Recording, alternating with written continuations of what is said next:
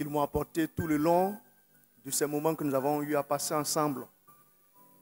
Je parle de toute la formation théologique jusqu'ici. Je pense que tout a été déjà dit, je ne vais pas entrer dans les détails.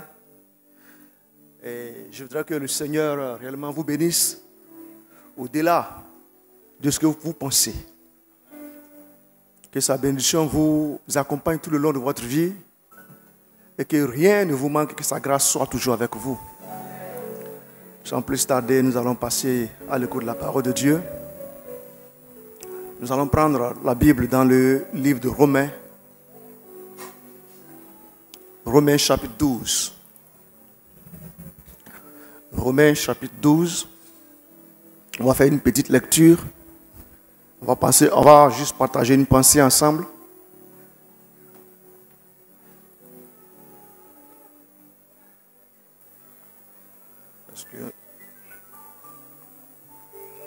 Romains 12.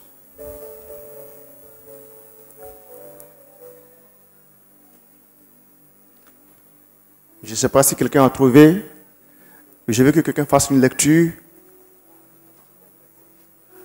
On va lire juste les 2 premiers versets. C'est Romains 12, oui. Alléluia. Je reprends. Romains 12, verset 1. Je vous exhorte donc, frères, par les compassions de Dieu, à offrir vos corps comme un sacrifice vivant, saint, agréable à Dieu, ce qui sera de votre part un culte raisonnable. Ne vous conformez pas au siècle présent, mais soyez transformés par le renouvellement de l'intelligence, afin que vous discerniez quelle est la volonté de Dieu, ce qui est bon, agréable et parfait. Amen. Amen. Merci à l'ancien. Merci pour cette lecture. Ce passage que nous venons de lire, évidemment, est un écrit de l'apôtre Paul. Bien-aimés, nous savons très bien que nous aimons tous la qualité. Nous aimons tous ce qui est de qualité. Aujourd'hui, quand on va au marché, quand on va faire des achats, on recherche la qualité parmi plusieurs produits de même nature. Parce qu'on sait très bien que la qualité peut différer. Je vais dire la qualité peut être différente d'un produit à un autre produit. Et souvent, on insiste tellement sur cette qualité-là que on est prêt même à investir notre argent, à investir notre énergie, à investir nos ressources. Parce que la qualité, c'est une valeur essentielle pour nous. Personne ne va au marché acheter un pantalon, un habit, une chemise, un appareil et demander qu'on lui donne quelque chose bon, qui n'est pas de bonne qualité. Il faut me donner ça, ça peut aller, je peux aller avec ça. Tout le monde cherche quelque chose qui a une bonne qualité, qui peut durer dans le temps. C'est pareil aussi pour notre Dieu. Ce Dieu que nous adorons, que nous servons, bien-aimés. Ce Dieu que nous servons de tout notre cœur a aussi cette exigence de la qualité. Mais le plus souvent, nous sommes enclins à négliger un peu cela dans notre vie. Pourtant, c'est quelque chose de très noble dans notre vie que nous devons comprendre. On relègue souvent à des tâches inférieures, à des seconds rangs, ce que Dieu recherche comme qualité en nous. Et le problème, c'est que beaucoup pensent à tort que peut-être c'est une affaire des pasteurs, c'est une affaire des responsables, c'est une affaire peut-être des chantres ou une certaine élite de l'Église. Dieu recherche en nous tous, en chacun de nous, des hommes, des femmes de qualité. Alléluia. Ce n'est pas réservé à une certaine personne. Vous voyez, ce passage que nous venons de lire ici est un écrit de Paul, comme je l'ai dit. Il nous invite ici à repenser même notre manière de servir Dieu. Notre manière de comprendre le service de Dieu. C'est pourquoi je me réjouis depuis ce matin. Tous les messages que nous avons entendus, les chants du groupe musical, nous conduisent à voir la grandeur de Dieu, la sainteté de ce Dieu, qui demande en retour aussi que nous soyons des personnes, qui soient des personnes de qualité pour lui dans le service. Je me réjouis de ce que le Seigneur nous a déjà dévancé dans certains messages qui sont passés. Ici, Paul n'est pas en train de parler d'un service ordinaire, bien-aimé. Ce n'est pas un service à la légère. Ce n'est pas un service conçu selon même nos standards humains. Mais il parle d'un service qui est digne de celui qui nous a sauvés. Ici, Paul a décrit ce que Dieu attend réellement des enfants de Dieu que nous sommes. Alors, pourquoi Dieu attend-il un service de qualité de notre part? Comment est-ce que nous pouvons lui offrir un service de qualité? Comment est-ce que nous pouvons lui offrir un service qu'il mérite? Quels sont les résultats, les fruits d'un tel engagement bien-aimé? Je voudrais qu'on voit ensemble ces trois dimensions. Ces trois questions. Essayons ensemble de répondre à ces trois questions pour réussir notre mission dans le service avec Dieu. Le premier grand point que je voudrais aborder, bien-aimé, c'est la question de savoir pourquoi offrir un sacrifice, un service de qualité. Pourquoi offrir un service de qualité? Voyez-vous, l'apôtre Paul dit, je vous exhorte donc, frères, par les compassions de Dieu. Le mot donc ici, quand nous l'entendons, on peut comprendre que Paul a eu le temps de développer quelque chose un peu au-dessus. Quand nous prenons ce livre de Romains, l'apôtre Paul a expliqué, il a essayé de détailler réellement certaines vérités fondamentales du christianisme. Je vous encourage à lire le livre de Romains pour comprendre ce qui fonde notre chrétienté. Paul a abordé beaucoup de sujets. Paul a abordé beaucoup de doctrines. Par exemple, celle concernant la justification par la foi. Pour dire que ce n'est pas nos œuvres qui nous amènent à plaire à Dieu. Ce n'est pas nos actions, bien-aimés, qui nous amènent à plaire à Dieu. Ce n'est pas nos efforts qui vont nous justifier. C'est-à-dire qui vont nous permettre d'être justes devant Dieu quand Dieu nous regarde. Mais ce n'est pas la foi en Jésus. Paul a eu le temps de démontrer, d'expliquer ces choses un peu au-dessus. Quand il a fini de démontrer ces choses, il est revenu maintenant pour tirer une conclusion. Il dit, je vous exhorte donc par les compassions de Dieu. Alors, pourquoi offrir un service de qualité, bien-aimé? Il faut offrir ce service-là parce que il est basé sur les compassions de Dieu. Il est important de servir Dieu.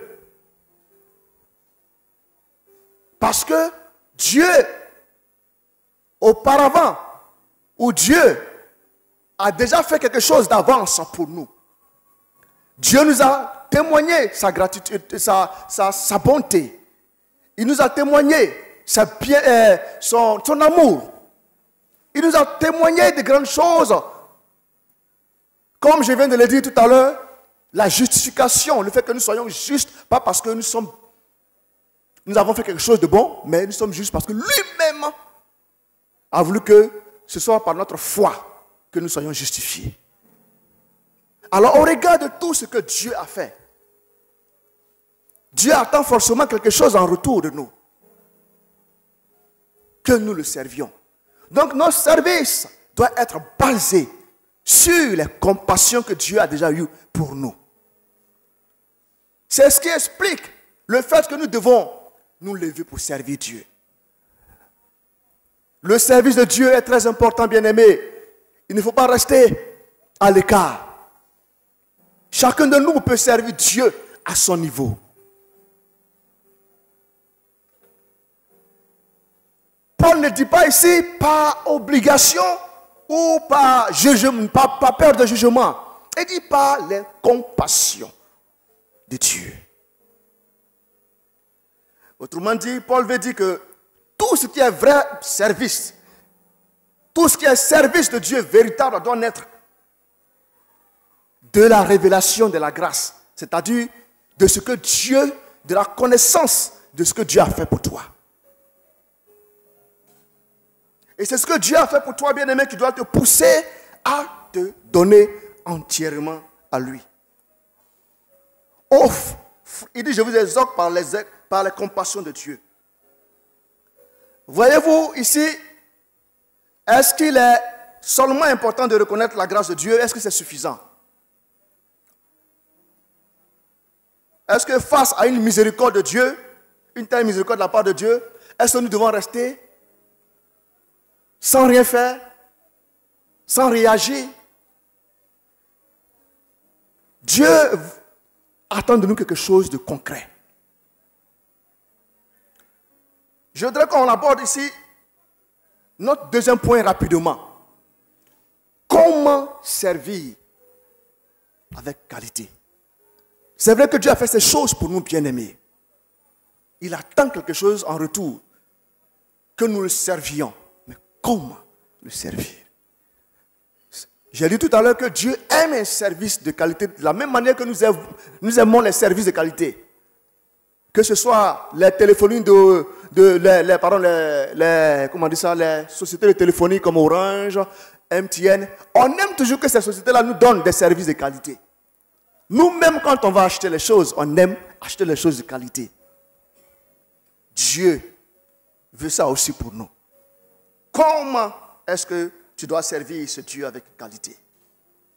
L'apôtre Paul dit, offrez vos corps. Offrez vos corps. Je vous exhorte donc, frères, par la compassion de Dieu, à offrir vos corps. Alléluia. Alléluia. Pour servir Dieu avec qualité, il faudrait que ce soit d'abord ta propre personne que tu donnes à Dieu. Il faudrait que d'abord ce soit ton être tout entier que tu offres à Dieu. Paul utilise des thèmes ici de sacrificature. Parce que pour Paul, s'offrir, c'est se donner comme un sacrifice. Et quelle doit être la nature de ce sacrifice, bien-aimé, lorsque nous voulons servir ce Dieu-là? Se donner à Dieu, c'est un service. Le service ne concerne pas seulement ce que nous pouvons faire, mais c'est ce que nous donnons aussi à Dieu. Le service ne peut pas concerner seulement ce que nous apportons comme matériel, bien matériel, mais ce que nous apportons comme notre être entièrement aussi à Dieu. Quelle est la qualité de la personne que nous offrons à Dieu? Alléluia. Offrez vos corps. Donc la nature de ce sacrifice, bien aimé, il dit comme un sacrifice vivant. Nous savons très bien que les sacrifices que nous avons l'habitude de voir, ce sont des sacrifices sanglants où on tue, où le sang doit couler. On ne peut pas parler de sacrifice tant qu'on n'a pas tué, tant qu'on n'a pas fait couler le sang. Nous sommes habitués à voir ces choses-là déjà avec les parents qui sont fétichistes, animistes. Tout sacrifice doit faire intervenir la mort de quelque chose. Ici, l'apôtre Paul nous dit que ce sacrifice que nous devons offrir, c'est-à-dire ce service, c'est notre corps, mais c'est un sacrifice qui doit être vivant. C'est-à-dire qu'on n'a pas besoin qu'on nous attrape, qu'on nous mette à mort, qu'on nous tue, pour dire qu'on s'est sacrifié pour Dieu. Un sacrifice vivant, pendant que tu vis, pendant que tu es encore là, pendant que Dieu t'a fait la grâce encore d'être vivant, Dieu attend que tu lui offres ta personne. Il dit c'est un sacrifice non seulement vivant, mais qui est un sacrifice qui est saint. C'est-à-dire il faut que ce soit séparé, il faut que tu sois une personne qui te sépare réellement des autres. Il faudrait que ta vie soit une vie qui soit séparée de la vie des autres. Il dit un sacrifice agréable, c'est-à-dire qui réjouit le cœur de Dieu. Comment nous pouvons offrir nos corps? C'est d'offrir tes membres à Dieu. C'est d'offrir ta bouche à Dieu. Tout ce qui sort de ta bouche doit être séparé.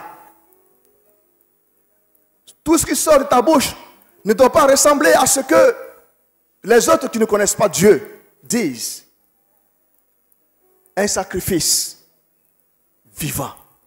On offre notre corps, notre être entier, nos membres. Toutes les parties de notre corps, on les dédie entièrement à Dieu. Offrir aussi nos corps, bien-aimés, c'est offrir tout ce qui a trait à notre personnalité, tout ce qui aussi se rattache à nous. Que ce soit nos biens, que ce soit nos talents, que ce soit notre force, notre temps. Dieu nous exhorte à nous offrir notre temps, à prendre du temps devant sa personne, à prendre du temps à le rechercher, à prendre du temps à être dans son intimité. Voici une manière d'offrir son corps aussi. Voici une manière d'être un sacrifice vivant. Bien-aimés, Dieu aussi veut que nous donnions notre savoir-faire, notre talent.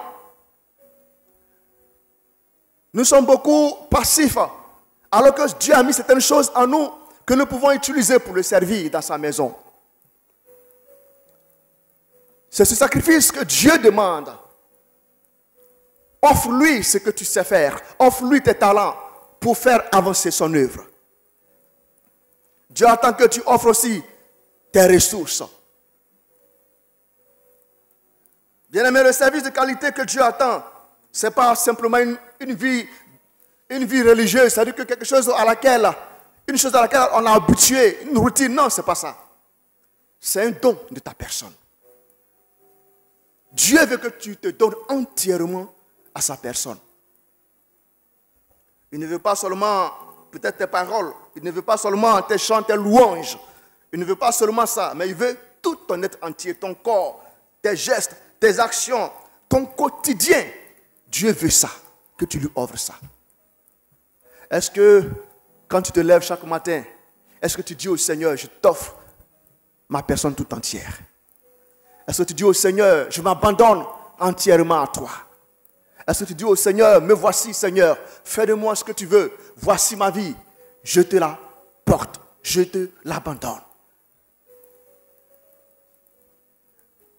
Bien-aimé, comment servir ce Dieu? C'est vrai, je viens de le dire, c'est à travers cette offrande, notre personne, mais aussi c'est à travers la transformation nécessaire. Voyez-vous, quand nous continuons un peu ce verset, il dit, ne vous conformez pas au siècle présent. Ne vous conformez pas au siècle présent. Quelle est la caractéristique de ce siècle-là? Ou bien quelles sont les caractéristiques de ce siècle que nous vivons actuellement? En tant que chrétien, on on a cette habitude à vouloir copier un peu tout.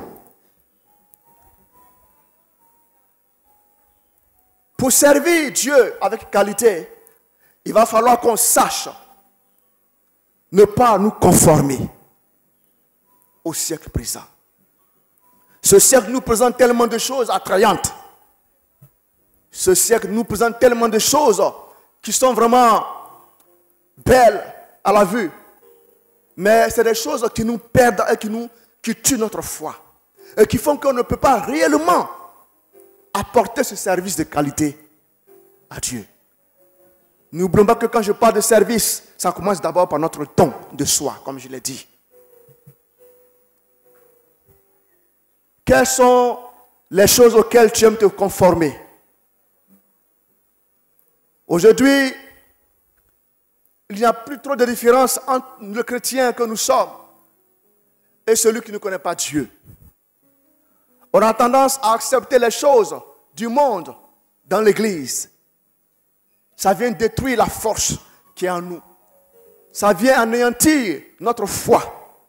Ça vient gâter la qualité du service que nous devons donner à Dieu. Voyez-vous, bien-aimés, aujourd'hui, vous allez retrouver les chanteurs, je vais dire les chanteurs de dehors, les chanteurs du monde. La plupart de les chants qu'ils chantent, ce sont des chants où ils mettent toujours Dieu dedans. Vous n'avez pas remarqué ça? Dans les chants maintenant, il n'y a plus un chanteur du monde qui chante sans mettre Dieu dedans. Ils mettent Dieu dedans. Pourquoi? Parce qu'ils veulent atteindre un grand nombre de fans. Un grand nombre de clients, si je veux dire. Et ils savent que aujourd'hui, le christianisme est en train de prendre un pas important, une proportion importante dans notre société. Ils savent ça. Comment chercher, comment faire pour atteindre cette grande partie? C'est de chanter les chants où ils mettent le nom de Dieu. Et quand on entend ça, on se dit non, c'est un bon chant. Et on accepte ces chants souvent dans nos églises. On accepte ces chants dans notre quotidien, on les chante. Oh, ce n'est pas des chants qui ont été inspirés. C'est juste que le gars est en train de chercher des clients. Il cherche à faire augmenter son chiffre d'affaires parce qu'il sait qu'en vendant, tant que vous viendrez à son concert, tant que tout le monde se reconnaîtra dans son chant, bon, lui, ça le fait avancer. Hein. Mais en quoi est-ce que réellement ça nous édifie, ces chants? Les mêmes personnes vont finir de chanter ces chants chrétiens. Vous allez voir les 2 secondes qui suivent net. C'est autre chant qui passe. C'est des paroles bizarres qui ne glorifient pas le nom de Dieu. Aujourd'hui, ce n'est pas pour festiger la chorale ou le groupe musical. J'ai remarqué que nos danses aujourd'hui, on a tendance à copier les choses de dehors, venir les reproduire à l'église. Badigeonner ça juste avec le nom de Jésus. Et ça guinche, ça moule, c'est bon. Mais souvent, ce sont des choses qu'on a importées de dehors, qu'on envoie dans l'église. Et souvent, ça peut détruire la nature de notre qualité, bien-aimée. Je veux que nous donnions un service de qualité à notre Dieu. Notre Dieu recherche de la qualité, tout comme en tant qu'humains, nous savons apprécier les choses de qualité. J'étais à un culte, c'est pas ici on ne fait pas ça. Oh, la chorale est en train de chanter, danser, et le maître de chœur a sorti une phase. Ça, c'est Mapuka. Il n'y a pas de façon d'expliquer. C'est Mapuka. Ils ont dansé Mapuka. Danser, rouler les reins, tout ça là. Avec le nom de Jésus à côté. Aujourd'hui même, j'ai entendu une artiste qui chantait et qui dansait aussi, qui remuait ses postérieurs et qui disait au Saint-Esprit de venir prendre le contrôle. Qui invoque le Saint-Esprit. Je ne sais pas si vous avez entendu cet artiste-là. Mais quand nous, les chrétiens, on entend ça, paf, on se jette dedans. Et on commence à danser aussi. Ne vous conformez pas au siècle présent. J'ai pris un aspect parmi tant d'autres bien-aimés pour que nous comprenions combien de fois il est important de ne pas copier, de ne pas suivre la mode. Ce n'est pas parce que la corruption doit faire partie des choses normales qu'il faut s'adonner à ça. Tu peux ne pas te conformer à ça. Tu peux ne pas te conformer à cette manière de voir les choses. Les choses anormales que les gens trouvent normales, tu peux dire non à ça. Ne vous conformez pas au siècle présent. Si nous voulons apporter un service de qualité à notre Dieu, nous devons éviter de nous conformer aux choses que le monde nous présente. La mode, la manière de parler, les expressions du monde, on les utilise tout ça en tant que chrétien. On n'arrive plus à faire la part des choses. C'est des choses qui viennent saper notre foi et notre consécration avec Dieu. Alléluia. Que le Seigneur nous aide. Que le Seigneur t'aide, bien-aimé, à ne pas te conformer à ces choses de ce siècle présent. Il faut apprendre à rejeter ces choses qui sont éphémères, passagères.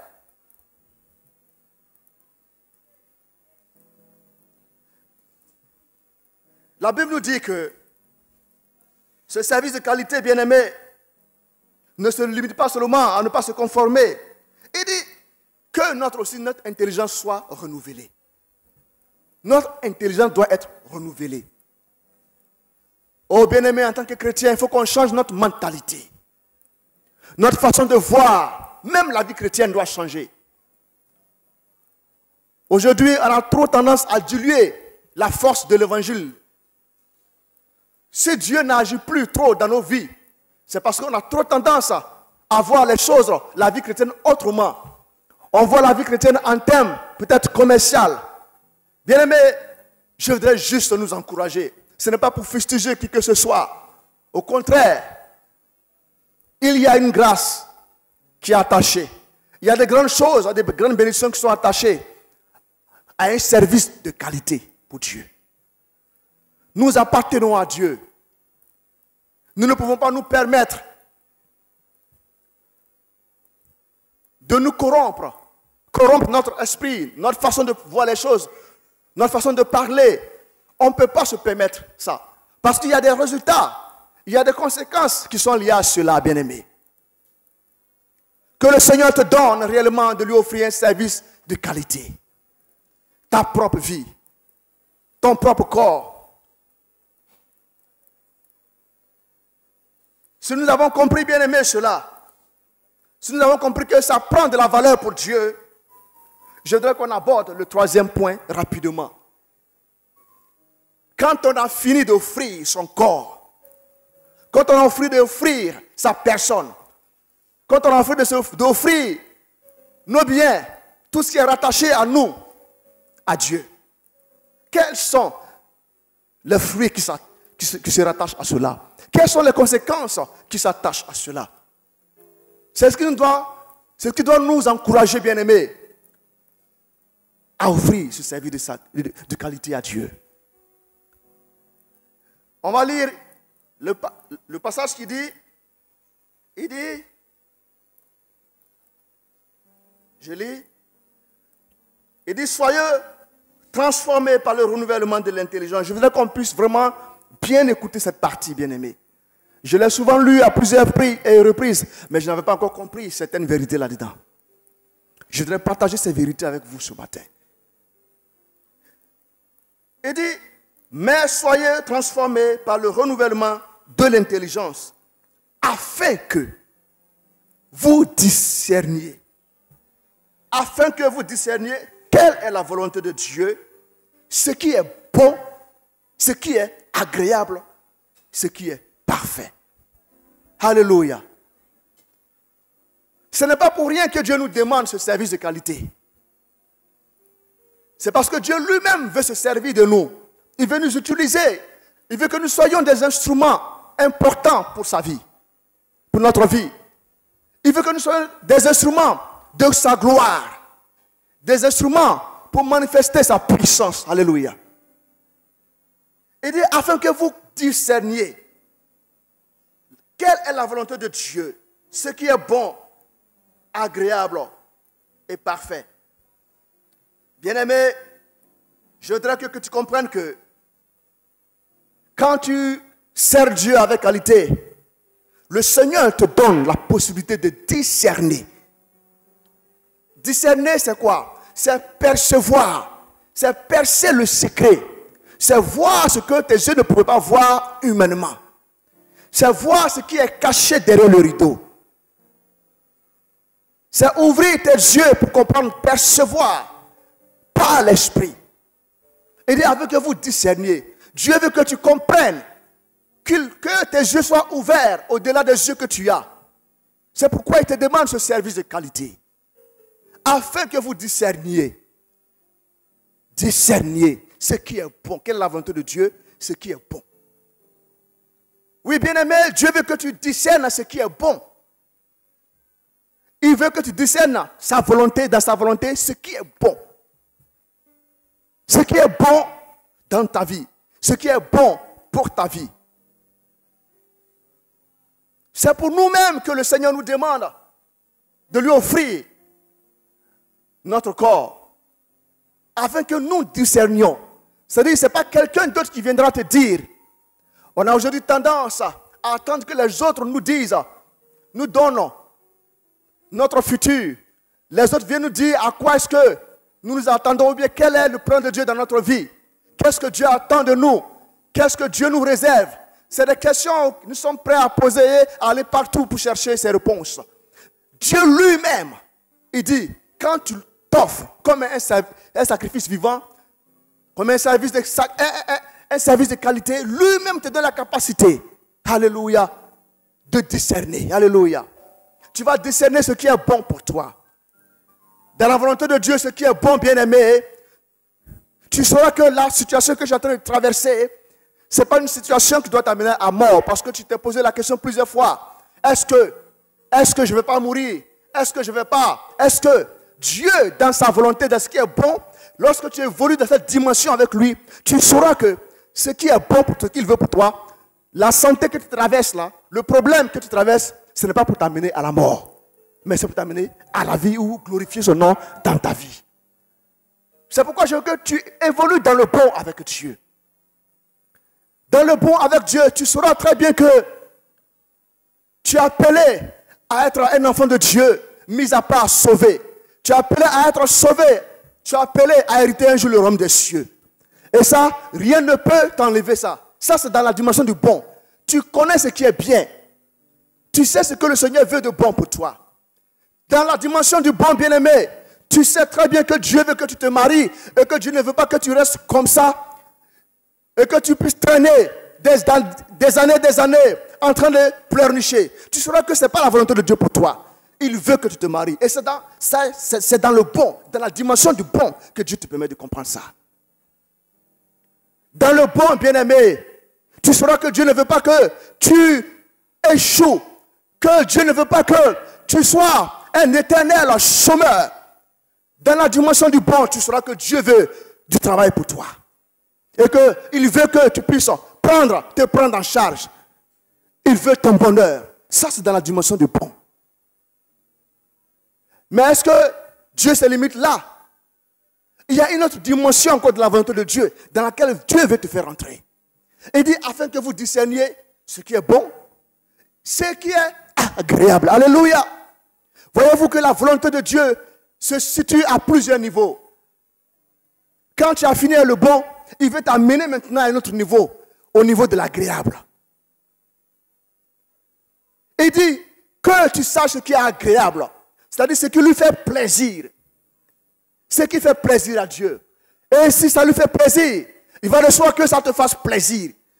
Tu sauras ce qui te fait plaisir et tu sauras aussi ce qui peut faire plaisir à ton entourage, à ton frère et ta soeur. Je veux que tu évolues aussi dans cette dimension avec lui. Alléluia. Dans la dimension de l'agréable, bien-aimé. C'est vrai, tu savais déjà que le travail que tu cherches, Dieu va te donner ce travail. mais tu ne savais pas encore comment. Dans l'agréable, Dieu va te souffler où il fallait déposer ton dossier, dans quelle entreprise ou dans quel concours qu'il faut s'investir réellement pour que... Ça, c'est dans la dimension de l'agréable. Alléluia. Dans la dimension de l'agréable, tu sauras que c'est vrai. Dieu t'a appelé à avoir des enfants. Dieu t'a appelé, mais tu ne sais pas depuis que tu traînes dans cette vie de stérilité, comment faire réellement pour déclencher la solution. Dieu va t'inspirer une pensée, juste ce qu'il faut faire pour que ta situation soit débloquée. Alléluia. Ça, c'est dans la dimension de l'agréable. Quand tu rentres dans la dimension de l'agréable avec Dieu. Dans la dimension de l'agréable, tu sauras quelle personne toucher, ou bien à quel moment, à quel endroit, à quelle heure te retrouver pour trouver une personne ou bien pour croiser quelqu'un qui sera une source de bénédiction pour toi. Il y a un frère qui me rendait un témoignage qu'il a vécu lui-même personnellement. On partait à Bouna et dans le car, il m'a rendu ce témoignage. Il dit, j'étais dans le car avec quelqu'un, un monsieur qui était mon voisin. Je ne le connaissais pas réellement. Mais à un certain moment, il avait besoin d'eau parce qu'il voulait prendre ses médicaments. Malheureusement, dans le cas, ceux qui avaient leur bidon d'eau voulaient garder ça pour eux-mêmes. Le monsieur a demandé, excusez-moi, je peux avoir un bidon d'eau juste pour boire mes médicaments, mais personne n'a réagi. Il était juste à côté de lui. Et pendant que le monsieur demandait, personne n'a réagi. Et quand ils sont descendus quelque part, juste quelques kilomètres après, il dit qu'il s'est empressé pour descendre, de descendre réellement, rapidement pour aller prendre un bidon d'eau et revenir. Il est venu prendre ce bidon d'eau-là à ce monsieur. Le monsieur était surpris, il dit, ah, vraiment merci beaucoup. Dans le merci, ils ont commencé à causer ensemble. Qu'est-ce que tu fais dans la vie? Non, je suis étudiant, tant. Ah, d'accord, c'est bien ça. Arrivé devant un corridor, il y avait des corps habillés qui devaient faire le contrôle. Il dit qu'il n'avait pas de pièces avec lui, parce que ses pièces étaient déjà perdues. Donc c'était difficile. Or, les gens contrôlaient vraiment sévèrement les pièces. Et si tu n'as pas ça, tu pouvais payer même jusqu'à 5 000 francs. Quand ils sont arrivés à son niveau, le gendarme lui a dit, descends. Et son voisin appelle le gendarme. Et puis lui dit, chef. Et puis s'est présenté en tant que colonel de l'armée. Je suis colonel de l'armée. Le gendarme, d'après les dires de ce frère, le gendarme a, comment on dit ça? Voilà, il s'est mis au garde à vous. C'est ça, non? Rapidement, il s'est rangé. Toutes les fois qu'ils ont commencé à traverser les corridors, le jeune dit qu'il se sentait tellement à l'aise. Il était en paix. Il était plus à l'aise que ceux mêmes qui avaient leurs papiers en règle. Il était trop serein parce qu'il avait le colonel de l'armée auprès de lui, sans savoir qui il était. Regardez, ils ont pu effectuer ce voyage jusqu'à Bouna tranquillement. Et avant de descendre, le monsieur lui a donné sa carte. Il lui a dit, appelle-moi. Il a appelé le monsieur lui a donné rendez-vous à Abidjan après. Je crois que c'est dans un camp. Il allait le croiser et lui a dit, qu'est-ce que tu veux faire? Il dit, bon, c'est comment je peux faire pour toi? Si tu veux rentrer à la gendarmerie, ça peut t'arranger, non? Il dit, oui, je travaille, je ne gagne pas. Le monsieur l'a aidé à rentrer à la gendarmerie. Aujourd'hui, il est gendarme. Alléluia! Alléluia! Quand on évolue dans la dimension de l'agréable avec Dieu, Dieu te fait croiser des personnes inattendues qui seront des moyens de bénédiction pour toi. Alléluia! C'est à ça que je veux vous amener. Je veux vous amener à comprendre qu'il faut évoluer. Dieu veut que tu évolues dans cette dimension avec lui. Dans l'agréable. Alléluia. Dans la dimension de l'agréable.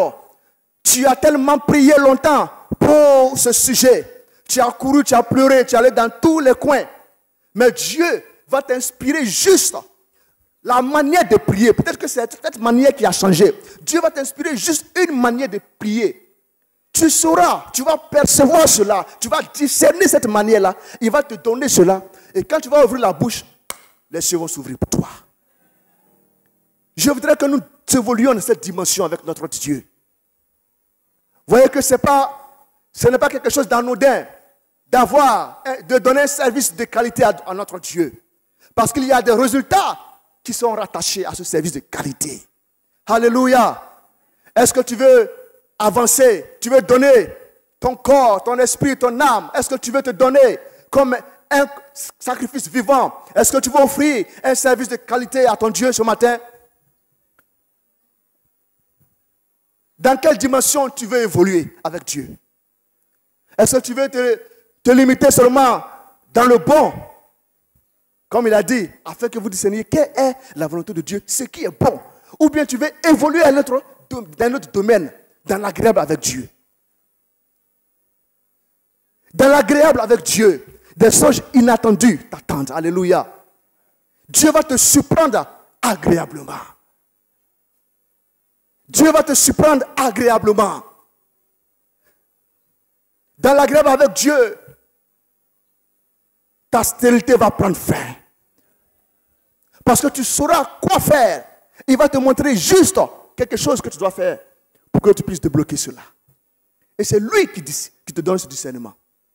Dieu entre en communion avec toi. Il veut te dévoiler ses secrets cachés. Mais on ne comprend pas ces choses. Tu n'as plus besoin d'aller t'arrêter devant un diseur de bonne aventure ou bien devant un devin pour prédire ton avenir. Dieu lui-même va te communiquer sa pensée dans cette dimension avec lui. Il ne s'est pas limité à cette dimension seulement. Après l'agréable, il dit, afin que vous sachiez ce qui est parfait. Alléluia. Dieu veut nous faire évoluer encore dans le parfait avec lui. Alléluia. Il ne veut pas que tu sois limité seulement à un autre niveau, à un niveau inférieur. Il veut t'amener dans cette dimension, que tu vives cette dimension avec lui. Que tu expérimentes le parfait avec lui. Dans la dimension du parfait, bien-aimé, rien ne peut aller contre le projet de Dieu pour ta vie. Quand Dieu a déjà dit, il a écrit quelque chose sur toi, quels que soient les ennemis qui vont se lever, que ce soit ceux de ton village, ceux des villages voisins, tous ceux qui vont se liguer ensemble contre toi pour venir faire barrière, personne ne pourra empêcher le projet que Dieu a pour toi de se réaliser dans ta vie. C'est déjà écrit, c'est déjà écrit, c'est déjà bouclé comme on le dit. Dans le parfait de Dieu, bien-aimé, tu n'as plus besoin de faire des efforts pour voir la grâce de Dieu dans ta vie. Dieu a déjà tout conduit pour toi-même. Dieu a déjà tout réservé pour toi-même. Alléluia. Dans quelle dimension est-ce que tu veux rentrer avec Dieu? Je voudrais qu'on quitte un peu cette vie de médiocrité qui nous maintient encore à l'étape embryonnaire.